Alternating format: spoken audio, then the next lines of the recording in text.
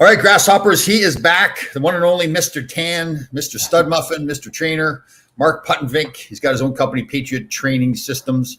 He's trained everybody, football players, Navy SEALs, house mothers at home. He can train anybody at all. How you doing there, dude? I'm doing great, man. How are you? Good. So our topic today is going to be brain damage. Yes. Mark and I usually do the show at 11:30.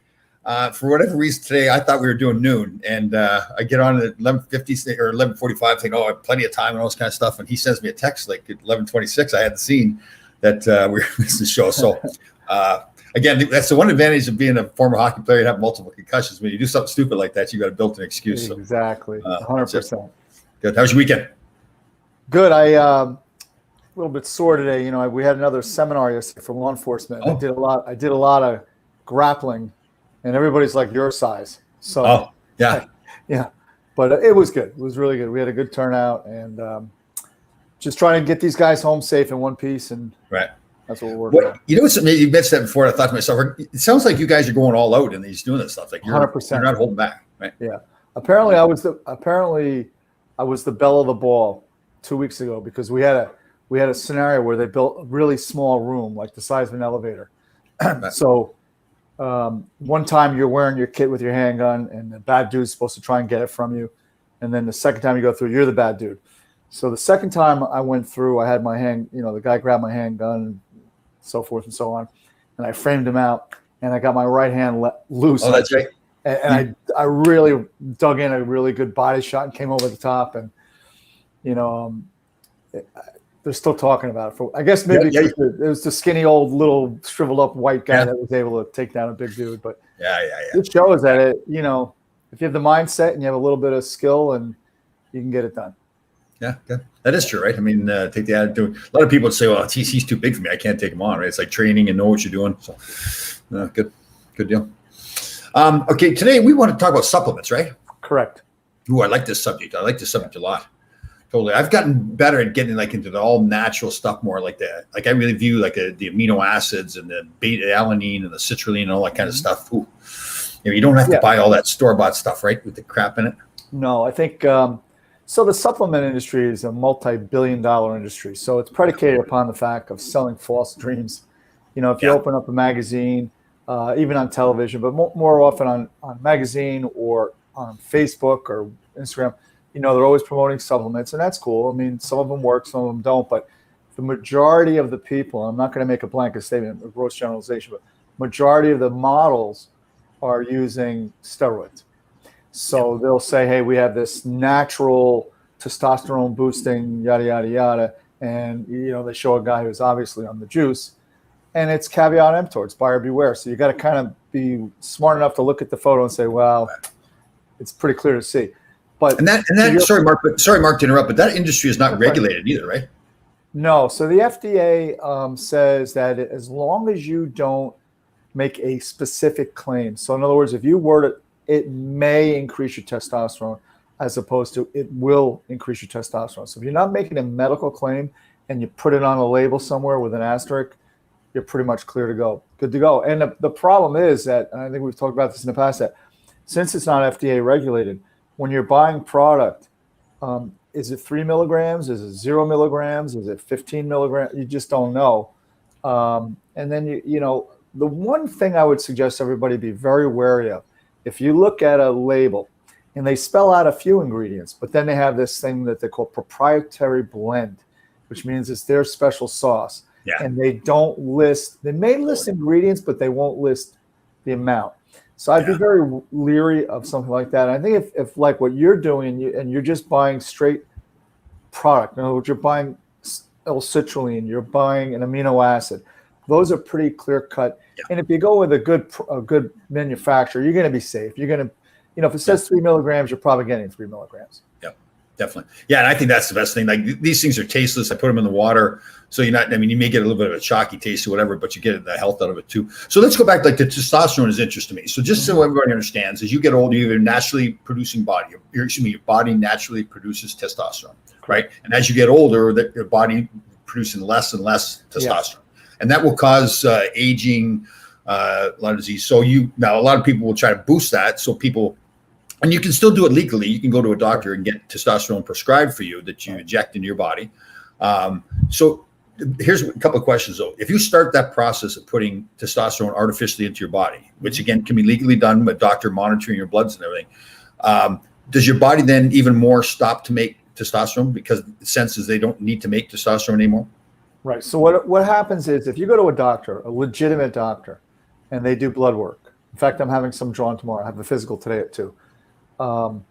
If you get blood work done and you ask for testosterone levels, and the doctor sees that it's really significantly lower, he will prescribe testosterone either in a cream or an injection. But it's to bring it back to what would be a normal level for your age. So for my age, somewhere if you're above 600, it's pretty decent. I mean, you're okay. So if it's down in the 200 range or they're going to 300 range, chances are you'll get a prescription. Symptoms would include being lethargic, constantly sore, no interest in sex. What? Yeah, it's hard to believe. But no, I should say not hard to believe. Right? Anyhow. There you go. Yeah. So move on from that point. But in any event, the problem is, Tom, that there's an HRT industry. It's out of Florida. Florida's wide open. And there's some other areas, but you can call. You can get your blood work done here. They'll ship it down there, and even if your level's like 600 and it's normal, they'll still give you a prescription. And a lot of times that's how they kind of like when you do see these ads, you say, "Oh, I'm 58 years old, and the guy's totally ripped and vascular and muscular," and he says, "I'm on HRT." You are. But your testosterone level is about 1,200 or 1,400, supposed to be 600. So, certainly if you're symptomatic and you do have lower levels, it's absolutely fine to do this. And it will not affect your own production. However, if you go past what is normal, your body says, "Oh, we have all this testosterone. We have to shut down our own production." So you can actually, and bodybuilders, this is a very common theme. They get testicular atrophy. So atrophy means getting smaller. Yeah. So, yeah. And can that recover over time? Like if your body stops? It can, but it's not necessarily guaranteed. Right. It can. And there's some medications that you can take to help bring back the return to normal, so to speak, of your. So now if you're taking testosterone, the theory is to, correct me if I'm wrong, that that's awful. Your estrogen also rises. So when a woman produces, that's more the female traits in the body, right? So as a man, then you got to be careful with your estrogen level coming up too. Yeah, right? because so what will happen is once your body starts shutting down it's not so much as shutting down testosterone, but there's a when your body's converting that exogenous testosterone, in other words, testosterone is coming from outside your body, so it's exogenous. There's a process called aromatizing, and what will happen then, you will convert some of the byproduct to estrogen. I don't know the complete biological mechanics behind it, but that's when your estrogen levels do raise, and that's where bodybuilders and people who abuse the testosterone replacement therapy or steroids get gynecomastia, which is actually an enlargement of the male breast where you start to look like a female. So I often, like when I speak to high school players, I said, you may start off king of the campus, but you do enough steroids, you're going to be the homecoming queen. Yeah, that's right too. It kind of grabs their attention, especially all the big football players. But in any event, so it's a fine line. You want to have normal levels, and by that I mean you're still going to have estrogen in your body, but if you're not overproducing or taking in too much exogenous, I'm not sure how to pronounce it, but testosterone on the outside, you'll be fine. It's when you superdose, and instead of 600, you get 1,200 level of testosterone, you're going to run into that problem for sure. Right. So then you talk about supplements, and a lot of supplements claim they can help raise your testosterone level with pills and stuff like that. That's not accurate. Well, it's not accurate, and there may be. So the people need to have a greater understanding. There's serum levels, testosterone, and free range or free roaming testosterone levels. They're a little bit different, but the point is you may see a little bump in your testosterone level, but it's not going to be significant. There's really no products out there that are natural, so to speak, that will give you the results of steroids. Because if they did, man, I'd like to be the guy that found that, because you'd be a bazillionaire. Right. Bazillionaire. I won't say who it was, but somebody worked in the hockey industry. He used to work in the baseball industry. We had a conversation one time, and he was around during the baseball with the steroid era and everything. And we were talking about testosterone. And he came out and said, listen, I can never come publicly and say this, but somewhere down the road, they're going to find out that testosterone, if used properly, like you're saying, is something that a lot of older people should be using to help fight the aging process and everything. But the key is there, it's like you said, it's the levels, getting your blood tested all the time, right? Do you believe in that? Yeah. So again, if your level's low, there's absolutely no reason not to bring it into normal range. You just don't want to go past that normal range, because keep in mind too that a lot of people supplement with growth hormone. Okay. Yeah. And growth hormone, look, there's really no empirical evidence that growth hormone supplementation actually can retard the aging process or increase bone density. And we do know this though, that let's say, and for men in particular, if you have a prostate problem, if your PSA levels are increased, you're going to see, it's like putting gasoline on a forest fire. So that's a real danger for men, in particular men. For women, hold on, say that again. Putting Vaseline on a forest fire. I've never heard that before. I don't think gasoline. No, gasoline. No, I got it. I just never heard that saying before. I don't think. Yeah. If I did. For Vaseline, that's a whole nother story. I know. No, actually, I'm sorry. I did actually thought you said Vaseline. Okay. No. Yeah. Vaseline makes more sense. That's a different camping trip. But anyhow. You're in a mood today. You're on a roll. Oh, yeah. I'm fired You're up. butter today. You're butter. Yeah. So anyhow, but yeah, so there's no, again, if you go with a legitimate medical doctor, like I get my test level checked every year, it's fine. And even when I ask my doctor, hey, you're going to check my test level, his first question is, why are you symptomatic? Or, he's saying, are you symptomatic? And if I say no, he says, well, what's the point? Why are we testing it? Right. Yeah, so definitely. So again, we want to be careful. We want to be careful that we're not trying to condone people using testosterone. We're just kind of educating people why it works. We're not saying run out to the doctor and get testosterone. And if you do decide you want to experiment with testosterone, make sure it's got to be through a reputable doctor. You need to get your bloods tested all the time, the PSA, everything, all that stuff. So it's not for everybody. I believe that it could be helpful for people, but it's up to. Oh no, it is definitely helpful. It's saved a lot of people from not leading a productive life. There's no question.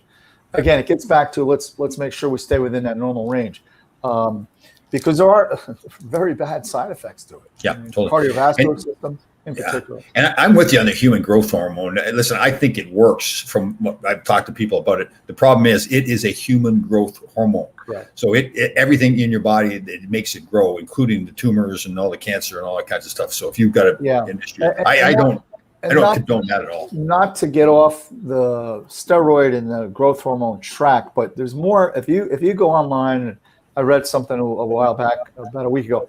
The anti-aging, we're going to find that's not hormonal. It has to do more with our DNA and our telomeres. As our telomeres shorten, that's when we start to age, and that's when disease. So they're pretty sure that within the next 20 or maybe less years, to live to be over 100 with these new anti-aging, I don't want to use the word supplements, but it is that it may not be a stretch to live to 100 and have a healthy life and enjoy your life. So, but it's not going to be from hormonal. That'll be part of it, but the major part of it's going to be reconstituting our DNA, so to speak. Right. All right. So you and I both do intermittent fasting, eat healthy foods and everything. For me, I really believe that all those supplements you're taking, everything, eating properly and exercising and doing the intermittent fasting, if it works for you, to me, that really can replace all that supplements, right? And oh, absolutely. So what I do, and I brought out some stuff here, Tom, and this is not an advertisement. These are just the products I use. So this is Smashing Reds. This is Mitch Aguilar's product, and it's berries and it's a whole bunch of superfoods in here. So it's just one scoop in water. So what I'll do, I don't do it every day, but there's days when I'm running really hard and I ate well, but I don't feel like I really ate great. I'll do this. And then he also has Smashing Greens, which is obviously the greens, spirulina and the kale and the spinach and all those phytonutrients are in here. And it's the same thing, especially when I'm really, again, going hard, and it's in the summer, you're sweating a lot because so now you're losing a lot of electrolytes and fluids and stuff like that. Just to make sure that I got my proper nutrition, I'll do the Smash and Green. And then here's a big one, Tom, the vitamin D. Most people walking around are vitamin D deficient. And again, I don't want to get political and but if more people had sufficient vitamin D levels, you'd have seen a lot less COVID death. No question about it. Because it's an immune enhancer. It really keeps your immune system pumped up. So I do this. This is 10,000 units. And Thorne is a very good reputable company. And like you, Tom, here's a citrulline. Nice. And that's for blood flow and stuff like that. And then again, I'm not pumping Mitch, but his products are good. So I can't do whey protein. It bothers my stomach tremendously. So this is a pea-based pea protein. Tastes great. It's got a pretty, the difference you're going to see with a plant-based protein as opposed to a animal-based protein is the amino acid profile. It's not going to be the same. Obviously, with a animal-based protein, it's going to be a better profile. But this is still, and again, I don't do this every day, but if I'm running and I only have a quick minute to get something in quick, I'll do this to make sure, especially on a day I'm really training hard. How about the bone broth protein? You like that? That's the big thing now, right? That must be good. Yeah, the collagen. I've done the collagen in the past. In fact, I just finished a jar of it. Yeah, again, I mean, it's a different form of protein. Yeah, right? you're not gonna see it. You're not gonna feel it. Yeah. Other than maybe you got to cut your fingernails a lot more frequently because it is a collagen, but it's good for connective tissue. And you and I have talked about this all the time. I mean, we're banged up. We're old. We abuse our bodies. No, hey, we're not old. What are you talking about? More experienced than we. Yes. Thank you. Beat our bodies up. And then the other thing, I know you do it, and I'm kind of lazy, Tom, so I just do this. These are apple cider vinegar gummy bears. Oh. Yeah. So I can't get into so I just do that. And then the last one I'll show you is when it gets really, really disgustingly hot and humid and I'm out on the field running around. This is an electrolyte carbohydrate. And it's really, I do half of what's suggested because it's a little sweet. So I'll only do half and I cut it. But yeah, so that's the extent of what I do. You talk about the immune system too. All the stuff you do, like the ginger for me is huge. That's sea moss I've started to use. I've done more research on it all the time. Now the problem with the research, I don't know if they've actually done studies. I think there's a lot of theories of how good this is and all the stuff we can do. So, but I got that it's not hurting me. It's a natural product. So right, and that's the way I look at it. I mean, let's face it, Tom, and there's no secret that you and I probably in the past didn't lead the healthiest lifestyles. Oh yeah, we weren't concerned about that then, so I'm not going to be concerned about doing a little bit of Smash and Green or sea moss or whatever. Yeah. So this is that's really the extent of what I do, and then the organic foods and the intermittent fasting like yourself. I'm thinking I'll probably look into the sea moss. Yeah. And again, like you said from the start too, I like that idea where if you're looking at the label of the ingredients on some of these supplements, and it's a long list of all these products you can't even pronounce, you want to move on. There's other ways you can get the goodness that you get out of those things. Right. Like what's the creatine? Creatine was a big thing for a while too. And I forgot to mention creatine because that's probably the most widely used supplement for sports enhancement that's legal. Look, there's some evidence that it will work. There's some evidence that says maybe it doesn't do really much anything. There's never been a long-term 20-year study on it to show if it's safe. All indications are that it is safe. My question is, why would I take a supplement that potentially only gives me like a 1% increase in my performance? Unless I'm going for a gold medal and I'm an Olympic athlete and it's really that critical. Do I want? And it becomes economics too. Do you want to spend that? And it's what is it? It's supposed to feed the muscles more, right? Is that so? Here's how it works. So the muscle cell, the terms anaerobic and aerobic. So anaerobic means creating energy in a cell without the presence of oxygen. So that's an anaerobic pathway. So when you're on the ice and you're sprinting or you're running down a basketball court or lifting really explosively, you're using the anaerobic pathway. You're not using oxygen to create energy. And in that anaerobic pathway, it's firing off of adenosine triphosphate or ATP. So you have 3 molecules. One splits off, and now you have 2. You have adenosine diphosphate, 2 molecules. That splitting off is what creates the energy. Now, in the muscle cell, there's a free pool of phosphate, and it will grab a phosphate molecule and now reverts back to adenosine triphosphate from ADP back to tri to be able to create further energy. Now, what happens is you'll, on an all-out effort, so if you were to sprint as fast as you can for as long as you can, you're going to burn up that available phosphate pool within 90 seconds. Creatine says creatine is a phosphate. We're going to flood that muscular cell with extra phosphate to go past that 90-second, what they call anaerobic threshold. Apologize about my phone. That's fine. You're a busy man. Yeah, it's probably just the president. I've been sure. Looking for advice. Yeah, we're working hand in hand. But so that's the theory behind that, Tom. That it saturates the cell with extra phosphate to reconvert from ADP to ATP. Yeah. Nice, good job. Good. And, well, you know what I use instead? The research I did that I take this beta alanine, so it's similar to with citrulline, and it's got no fillers in it whatsoever. It's just all natural, and it does really the same thing in theory. That's what research I've done too. So yeah, there's a lot. Yeah. So yeah, the creatine, I don't really have a problem with anybody using it. I don't use it because I'm not that type. I see a need for me to use it, but it certainly does. I mean, there's a lot of anecdotal evidence that people say they made some strength gains, even some size gains with it. And the fact that everything we know about it, there's really no harm to it that we're aware of. Isn't it true with those kind of things that if you believe it's working, it's working? Placebo. Really... a funny story. When I was going to school for a whole bunch of different things, there was a guy. It was a football coach, I think professional or Division I, and this is like back in the 70s or 80s. And the popular steroid of choice for strength athletes and football players was Dianabol, which was a little blue pill, 5 milligrams. And although illegal, a lot of guys were eating it like candy. And this is before we really knew the deleterious effects of the steroids, right? So it was game day, and one of the big giant linemen's in the locker room, and he's absolutely losing it because he can't find his deep ball, or he left it home or whatever. So the team doctor said, no, don't worry about it. And he gave him a big blue pill. He said, this has got like 500 milligrams or whatever crazy amount. The guy ate it. He went out. He destroyed his opponent. He was an absolute beast. Well, that blue pill, no kidding, was for vaginal itching. So there was a placebo effect. It was mind over matter, and he just went out there and tore it up. Yeah, that's funny. I thought you were going to say it was a Viagra he gave him or something. Yeah, no, then he would have been very hard to play against. But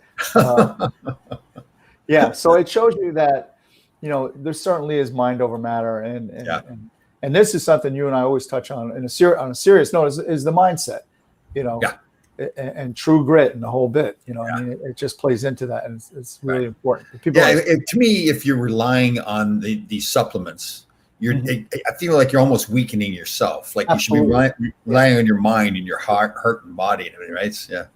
And that's why when I was saying before, like, do I do this every day? No, but there's days when I think I need, I didn't have a great day eating for whatever reason. Maybe I'm traveling, I'm running around. Like when I go on the road, I put these in plastic seal bags and I bring them in my suitcase because, you're eating restaurant food, you're eating hotel food, you're flying, you're bringing down your immune system. So I bring these products with me. Yeah, definitely. Is there any supplement that you would just entirely stay away from and recommend this and don't go anywhere near it? I probably would stay away. So there's a lot of what they call pre-hormones, which they can sell legally, but it's really a steroid. And anything oral is really, really toxic to your liver. All right. So that's why the guys that do the steroids only do injectables, because it gets right in the bloodstream. It doesn't have to be processed through the liver. Right. So anything that you take orally is really, really hard on your liver. And that would include a lot of supplements. Yeah. Very cool. Very cool. So what's next on the training agenda? You get more of these classes that you're doing? Yeah, so we do one a month of the law enforcement class. I'm going to be doing some locally here where the town I live. They have a classroom. They're going to have me come in and do some weapon retention stuff and knife defense and what have you. And again, our go ahead, Tom. Well, I keep forgetting we got to promote our event. August 7th or 8th. Yeah, it's August 7th. It's coming up in 2 weeks. Okay. So we're going to get some Navy SEALs on. We Yeah. did this last year to promote the event too. And the guy that started the event, what's Bill's last name? Brown. Bill Brown. That's Bill right. He'll be on. He's an intense dude. That Matt. Yeah, he's you know what? Every once in a while, you need a little kick in the ass from Bill Brown because. Yeah. I think I told you last year, it was a week before the event, I found out that the fire department and Army Corps of Engineers couldn't provide ships for us. Yeah. And it was literally, I was in a panic. I called Will. I said, we got a little problem. He said, what's wrong? And I told him 3 words, we move forward. And he hung the phone up. So kind of left it. But you know what? I figured it out. It's like, instead of crying about it, just do it. In case people don't know what we're talking about, there's a swim across the Hudson that these Navy SEALs do. So this is the third year for it. They started off with like 30 guys. Last year was around 50, and you're saying now it's like 130 or 140, something like that. About 130 SEALs of swimming, and then in another additional, I don't know what the number is. It's probably close to 100 possible veterans and first responders who have. Bill's run a couple test swims down the shore just to see if they're up. We want to make sure these people can complete this swim. Right. But so it's probably around over 200. I know we tell it if anybody can get a chance. Do we think we're going to have like that boat where people there will can be come on one? boat? Yes, no, there will be one. Yeah. So if people go to GI GoFund, it's gigofund.org. Right. And the first thing you'll see is about the SEAL swim, and it'll give you all the logistics, the time. We're gonna I'm not going in the water. Well, you and I will be on the boat, but they're gonna go into the water at 3:30 in the afternoon. Because the tides, we have one more dial-in swim this week, Wednesday. But it looks like 3:30 is going to be it was either that or 5 a.m. Right. Yeah, I tell you, I know we keep talking about it. That was one of the coolest, most patriotic things I've ever seen when the SEALs are all there. Again, you got these Navy SEAls that are all jacked up. They got the little shorts on. They got a flagpole with a flag hanging over the shoulder. And they're standing in that monument there. And man, when they started making the speeches and everything, I wanted to get down and do push-ups right away. It was incredible. I don't want to give away too much, but if you look at the visual, you're going to see this and then splash. Year. Really? Oh, yeah. Nice. Yeah. It's going to be an incredible event this year. Wow. Yeah. It was last year, so it was better than last year. That's going to be something. Yeah. And even when they get over to Lower Manhattan there and they go to the monument there from 9/11, it's crazy. And it was just to watch these guys. Yeah. Yeah. Good cause. And this is like Mark said, it's a great cause. You go to GI Go, they're trying to raise money for homeless veterans. And again, it's GI Go Fund, FUND, GIGoFund.org. And you'll see the first thing that pops up, you'll see all about the swim. Good. Well, again, we got to cut a little bit short today because Tom Laidlaw has some brain damage and we forgot that it was 11:30 instead of 12. So that's all thanks, right. bud. Thanks for being understanding. So we'll be back on time next week. So always, good job. brother. Always. All right. Thanks.